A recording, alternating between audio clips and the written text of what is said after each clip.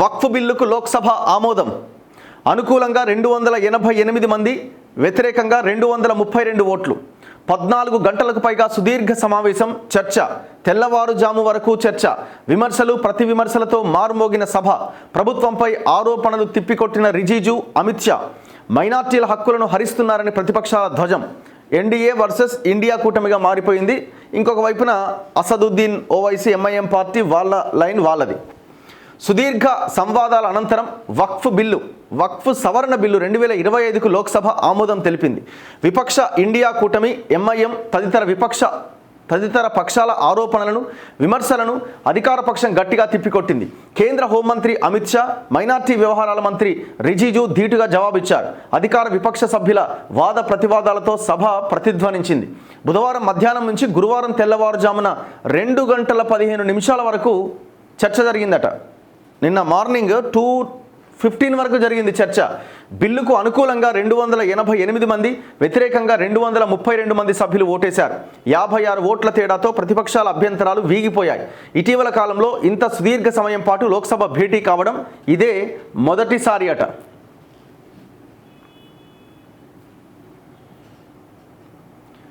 బిల్లుకు ఎన్డీఏ ప్రధాన భాగస్వామ్య పక్షాలైన TDP, JDU, Chandrababu Naidu and Nitish Kumar and Shiv Sena Shinde and Lok Janshakti Party, Ram Vilas Paswan party మద్దతు ఇవ్వడంతో బీజేపీలో ఉత్సాహం ఇనుమడించింది.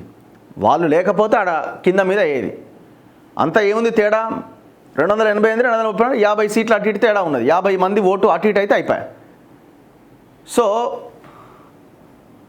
అండ్ దట్టు అందులో 55 మందో 56 మందో మెజారిటీ ఉన్నది. అందులో ఒక 26 మంది చూస్తే అయిపోయాయి. ఇప్పుడు టీడీపీకి 16 మంది, వీళ్ళకు ఒక 10 మంది ఉన్నట్టున్నారు. మొత్తం అంతా కలిపితే వీళ్ళే దాదాపు 25-30 మంది ఉన్నారు. సో వీళ్ళ మద్దతు లేకపోతే కష్టం అవుతుండే. మరోవైపు విపక్ష ఇండియా కూటమిలోని పార్టీలు ముక్త కంఠంతో బిల్లును వ్యతిరేకించాయి.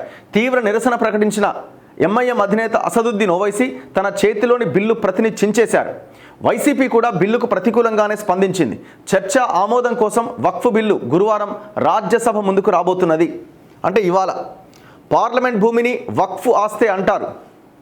విపక్షాల నిరసన మధ్యే మధ్యాహ్నం 12 గంటల సమయంలో వక్ఫ్ బిల్లు ప్రవేశపెడుతూ కేంద్ర మైనార్టీ వ్యవహారాల శాఖ మంత్రి కిరణ్ రిజిజు మాట్లాడారు. ఈ బిల్లును తీసుకురాకపోతే పార్లమెంట్ భూమిని కూడా వక్ఫ్ ఆస్తిగా చెబుతారు. సంయుక్త పార్లమెంటరీ కమిటీ అంటే జేపీసీ విస్తృత మంతనాలు జరిపి బిల్లులో పలు మార్పులు చేసింది. ముస్లింల మత వ్యవహారాల్లో జోక్యం చేసుకునే ఉద్దేశం ప్రభుత్వానికి లేదని స్పష్టం చేశారు. దేశవ్యాప్తంగా ఉన్న వక్ఫ్ ఆస్తుల నిర్వహణను సమర్థంగా, పారదర్శకంగా కొనసాగించడానికి ప్రయత్నిస్తున్నామన్నారు. దేశంలో రైల్వేలు, రక్షణ శాఖ తర్వాత భారీగా ఆస్తులు ఉన్నది వక్ఫ్ బోర్డుల నియంత్రణలోనే. రైల్వేలు, రక్షణ శాఖ ఆస్తులు దేశానికి చెందుతాయి. స్వభావ రీత్యా వక్ఫ్ ఆస్తులు ప్రైవేటువే. పేద ముస్లింలకు వీటిని ఉపయోగించాలి. నిరుపేదల ఉన్నతి కోసం మోదీ సర్కార్ చర్యలు తీసుకుంటే ఎందుకు వ్యతిరేకిస్తున్నారు? రిజిస్టర్ చేసిన ఆస్తి విషయంలో ఎవరూ జోక్యం చేసుకోరు. ప్రభుత్వం తీసుకొచ్చిన సంస్కరణలతో ముస్లిం మహిళలు, పిల్లలకు వారి హక్కులు దక్కుతాయి. వక్ఫ్ బిల్లు పేరును unified Waqf management, empowerment, efficiency and development బిల్లుగా వ్యవహరించబోతున్నట్టుగా చెప్పారు. దీంతోపాటు ముసల్మాన్ వక్ఫ్ ఉపసంహరణ బిల్లు 2024ను కూడా లోక్సభలో చర్చ, ఆమోదం కోసం కిరణ్ రిజిజు ప్రవేశపెట్టారు. సుదీర్ఘ చర్చ అనంతరం విపక్షాల విమర్శలకు సమాధానమిస్తూ ప్రపంచంలో మైనార్టీలకు భారత్ కన్నా సురక్షితమైన దేశం మరొకటి లేదు. తాను కూడా మైనార్టీ వర్గానికి చెందిన వాడినే. వక్ఫ్ ట్రైబ్యునల్ వద్ద చాలా కేసులు పెండింగ్లో ఉన్నాయి. ఈ బిల్లు చట్టరూపం దాల్చిన తర్వాత అవన్నీ సత్వరమే పరిష్కారం అవుతాయని వివరించారు. అనంతరం విపక్ష సభ్యులు పట్టుబట్టడంతో సవరణలపైన సభాపతి విడివిడిగా ఓటింగ్ నిర్వహించారు. చట్టాన్ని అందరూ పాటించాలి. హోంమంత్రి వక్ఫ్ బిల్లు ముస్లింలకు మేలు చేసేదే తప్ప కీడు చేయదని కేంద్ర హోంమంత్రి అమిత్ షా తెలిపారు. బిల్లుకు వ్యతిరేకంగా మైనార్టీలను రెచ్చగొడుతున్న వారిని తీవ్రంగా హెచ్చరించారు. భారత ప్రభుత్వం, పార్లమెంట్ తీసుకొస్తున్న ఈ చట్టాన్ని అందరూ పాటించాల్సిందే. వక్ఫ్ ఆస్తులను అడ్డం పెట్టుకొని కొందరు 100 కోట్లు అక్రమంగా సంపాదిస్తున్నారు. వక్ఫ్ ఉన్నది నిరుపేద ముస్లింల కోసమే కానీ దొంగల కోసం కాదు. బుజ్జగింపు రాజకీయాల్లో భాగంగా వక్ఫ్ చట్టానికి 2013లో అప్పటి యూపీఏ సర్కార్ అన్యాయమైన సవరణ చేసింది. ఆ మార్పులు చేయకపోతే నేటి బిల్లు అవసరమయ్యేది కాదు. అవినీతి కూపాలుగా మారిన వక్ఫ్ బోర్డుల్లో సమూల మార్పులు వస్తాయని బీజేపీ ఎంపీ అనురాగ్ ఠాకూర్ ఆశాభావం వ్యక్తం చేశారు. కాంగ్రెస్ 4D దాడి. వక్ఫ్ బిల్లులోని పలు నిబంధనలను కాంగ్రెస్ పార్టీ ఎంపీలు తూర్పారబట్టారు. కేంద్ర ప్రభుత్వ ఉద్దేశాలను ప్రశ్నించారు. లోక్సభలో కాంగ్రెస్ పక్ష ఉపనేత గౌరవ్ గొగోయ్ పదునైన విమర్శలతో వాగ్బాణాలు సంధించారు. వక్ఫ్ బిల్లును రాజ్యాంగ ప్రాథమిక స్వరూపం పైన దాడిగా అభివర్ణించారు. రాజ్యాంగాన్ని నీరుగార్చడం, మైనార్టీలను అప్రతిష్ట పాలు చేయడం, సమాజాన్ని విభజించడం, ముస్లింల హక్కులను హరించడం అనే 4 లక్ష్యాలతోనే ఈ బిల్లు తీసుకొచ్చారు అని విరుచుకుపడ్డారు. వక్ఫ్కు ఒక ముస్లిం తన ఆస్తిని విరాళంగా ఇవ్వాలి అనంటే కనీసం 5 సంవత్సరాలు ముస్లిం మతాన్ని ఆచరించినట్లుగా ధృవీకరణ సమర్పించాలి అనే నిబంధన అత్యంత దారుణం. ప్రభుత్వం నుంచి మత ధృవీకరణ పత్రాన్ని పొందాల్సి రావడం నేడు దేశంలో మైనార్టీల దుస్థితికి నిదర్శనం. మత విశ్వాసాల అంశంలోకి ప్రభుత్వం ఎందుకు జోక్యం చేసుకుంటోంది? వీళ్ళేమో జోక్యం లేదంటున్నారు, జోక్యం ఉన్నది స్పష్టంగా ఇగో ఇది అని వాళ్ళు చెప్తా ఉన్నారు. బిల్లు పైన రాహుల్ గాంధీ ఆందోళన.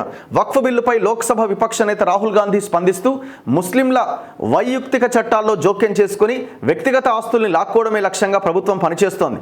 ముస్లింలే లక్ష్యంగా ఆర్ఎస్ఎస్, బీజేపీ వాటి మిత్రపక్షాలు చేస్తున్న దాడి ఇక్కడితో ఆగదని, భవిష్యత్తులో ఇతర మతాల వారిపైన కూడా ఇలాగే చేస్తారని ఎక్స్ వేదికగా ఆందోళన చేశారు.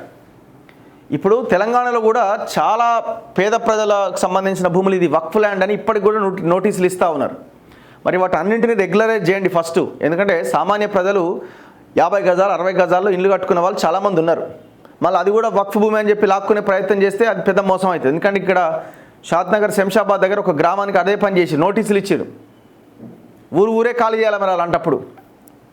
అండ్ దాంతోపాటు ఇప్పుడు ఈ అసదుద్దీన్, అక్బరుద్దీన్ వీళ్ళు కూడా ఇట్లాంటి వక్ఫ్ ల్యాండ్స్ని కబ్జాలు చేయలేదా? వీళ్ళు చాలామంది చేసినారు. అందులో అన్ని పార్టీల నాయకులు ఇన్వాల్వ్ అయినారు.